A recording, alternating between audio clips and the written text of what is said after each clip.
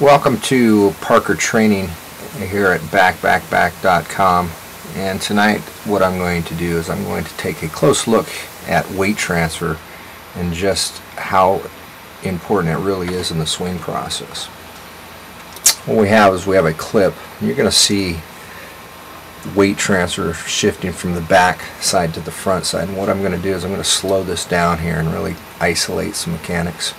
First thing that I want to do is I want to look at the stride, soft stride to toe touch. This is important because it sets the transfer in motion and is primarily the main reason why no stride hitters have a hard time getting their weight really all the way up into that axis. When you're working with the no stride, it is very, very difficult, especially for young players, to really get their weight up into the front side. And you're going to see that here in a little bit. Soft stride to toe touch, when you watch the heel go down, this is where the swing is actually initiated. He's got a soft stride to toe touch, plants his heel, and right here is the beginning of establishing what I call a clean axis. This front side, this clean front side axis, which is going to allow him to drive his weight from the back side to the front side. Now, weight transfer occurs from the inside of the back thigh right here to the inside of the front thigh, and it's going to go right in the axis. So as he goes into heel drop, and he's going to pull with the bigs, he's going to turn with his hips, and as he's doing this, his back side is freed up. You're going to see his toe pointing into the ground, his heels pointing straight to the sky. A lot of times you'll see players where there will be 2 or 3 inches of space and your foot actually comes off the ground. This is maximizing your weight transfer. The ability to get your weight from back to front and release all that energy around your body is why weight transfer is so important. Players that squish the bug, or players that sit, they have their weight back here at contact, they're hunkering this back hip down, and what happens is that I call this the boat anchor effect.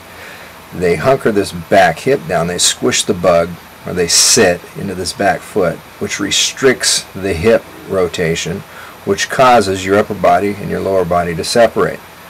Well, if you're trying to maximize your swing process, you're going to want all these pieces working as smooth as possible, and without good weight transfer, you're not going to be able to get the hip rotation that you want. The hip rotation is going to allow you to get your arms around your body and make that ideal contact at that 90 degree, that coveted 90 degree mark that we are always looking for. So as you review this, you go through soft stride to toe touch, goes into his heel plant, creates a strong front side axis, drives his weight from the back side to the front side, and then rotates right around a tilted axis. This has nothing to do with throwing his hands. He's not throwing his hands. All he's doing is turning to the ball. Players need to learn to turn and pull with the big muscles. This is right here. You can see his arms. All they're doing is rotating in one solid piece. He's not throwing it. Looks like he's throwing them from this angle right there. But if you watch it and it continues to work around his body, all that's happening is he's turning to the ball. None of this is possible if they have poor weight transfer. So when you're working with players, you're working with your kids, if they have poor weight transfer, get them to get that weight forward. It will help immensely in the swing process.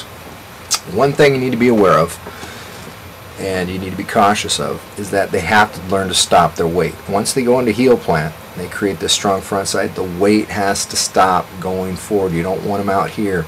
You don't want to bend in this front knee. You want to create that strong front side and stop the forward motion at heel drop. So the weight goes forward, but once it hits the heel, once you go into heel plant, it stops going forward and rotation now occurs. You can see how the bat, he lays the bat down, drops the barrel, barrel's down right into the path of the ball, and he's working up through the heart of the ball. Boom. As he finishes his swing, you're going to see the weight return back to the backside, and the typical finish is going to look something like this. But what you're looking for ideally is point of contact. What is happening at the point of contact? This front side is holding up the entire house. This little foot right here is, it's almost like a kickstand, really. The majority of the weight is right in here. Get your players to move from squishing the bug to strong front side hitting, and you will see a huge difference. The bat speed will improve, the power will improve, they will stay more connected as they swing, and they will utilize their hips. Players that squish the bug or sit back here can't fully utilize or maximize the use of their hips.